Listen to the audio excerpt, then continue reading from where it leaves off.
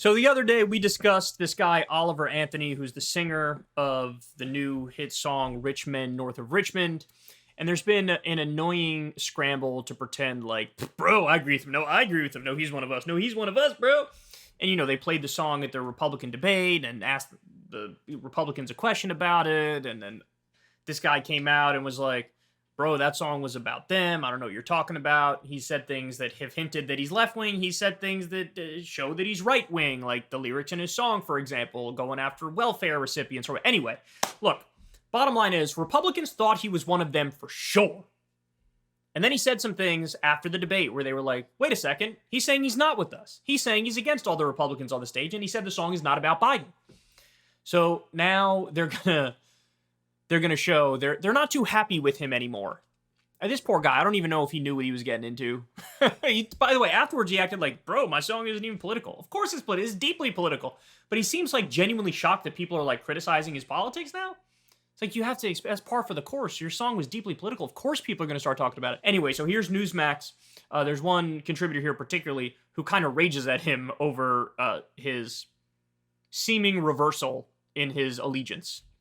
And he was defiant against conservative media that were spreading his message, notably after Fox News exploited his song, Richmond, North of Richmond, as they fished for an opportunity to make establishment candidates appear relatable on the debate stage last week. Well, liberal media is sort of running a victory lap because the singer isn't a Republican. But guess what? He's no bleeding heart liberal either. And maybe that is the left ignoring his song's message altogether and just using him as a tool now to go and attack conservatives. Let's get into it. Our power panel is here with reaction. Newsmax contributor Chrissy Clark and founder of Freedom Forever, Landon Starbuck. Ladies, great to see you. Landon Starbuck? Come on, man. How is that real? How is your name Landon Starbuck? Oh, this is like we live in a simulation. Okay, so it seems like when you look at the headlines, liberals are just reveling in, Anthony's comments over the weekend saying that he's not on either side. But Republicans are not turning their backs on him. And, Chrissy, I think that's emblematic sort of what conservatives are about. And it's about people being able to speak freely in America today. What is your take on why the left is so excited about this? Oh, Republicans aren't turning on him because you know what? Republicans are open-minded and tolerant, bro, and they believe in free speech and stuff. You've got to be kidding me. You know how many times there's been like the cancel culture mob coming from the right against the left? Trump has made himself a litmus test in the Republican Party. So a guy like Chris Christie, who basically says, I agree with Trump on absolutely everything under the sun. Pence too. Everything under the sun I agree with Trump on. But I'm against doing a coup. Boo, boo, boo. You suck. Get off the stage. Boo, boo. Literally, Christie and Asa Hutchinson got booed just being announced at the debate. Why? Because they won't bend the knee to the Emperor, Overlord, God King Trump.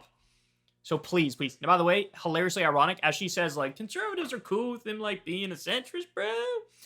Soon as she says that...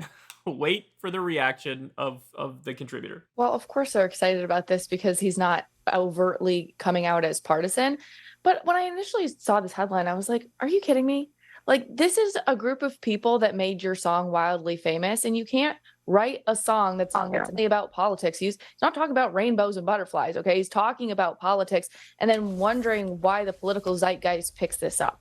It's a little odd to me that he's almost slapping in the face the people that made him famous.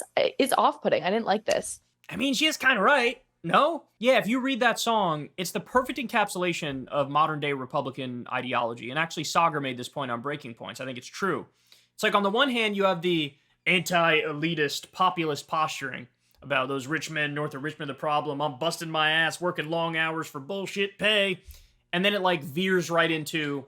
And also these 300-pound assholes on welfare eating fudge rounds with my damn money. It's like, whoa, whoa, whoa, whoa, whoa, whoa, whoa. It went from like a working class anthem and then you veered it into a ditch and went right back to like Reaganite garbage welfare queen scaremongering, right? And it's like, yeah, you can't do that song. And then, of course, the Republicans get all excited because they want any sort of relevance in pop culture that they can get. And then he turned around and says, bro, actually, I'm not even what you think I am, bro. Whatever the... I mean, that's what he did the whole, like, I'm not a member of either party. He did the whole, like, centristy, no labels thing. She's kind of right. Like, this song was initially totally embraced by the right because of the line about the welfare queen bullshit. And then now comes out, he's like, I'm not really one of you guys. And they're like pissed about it.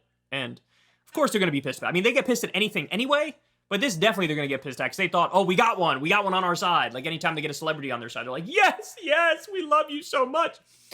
But then if there's even the slightest hint of breaking away, they get pissed off about it. And that's exactly what this is. So look, my take on this, you guys saw my video the other day, but I just think he's confused. He's all over the place. And I don't really care about the people who are like, bro, let me tell you about all these problems we have. If they're not then going to take the next step and say, here are the solutions. And of course he doesn't do that. Now, he's an artist. He's under no obligation to provide solutions. But I just find it so disingenuous when people make themselves massively political and they're, oh, here are all the problems, bro. Look, I'm going to be the truth teller. But they never take that next step. And that's why we need unions, and that's why we need a higher minimum wage, and that's why we need to end the corruption, and that's why we need to tax the billionaires. If you're not going to take the next step, I don't really care about your whine fest. You're just whining, effectively, is all you end up doing. So in a weird way, I kind of agree with the conservative here. Anyway, so there you have it. Newsmax now not too happy with Oliver Anthony. I think he just went on Rogan. I haven't seen it, but I think he just went on Rogan's show. So there you have it. All right, I love you guys. I'll talk to you tomorrow. Everybody have a great rest of your day. Peace. Hey, y'all, do me a favor and like and subscribe. It helps out big time in the algorithm. Click the bell as well for notifications when videos drop, and watch that video on screen right now. You know you want to.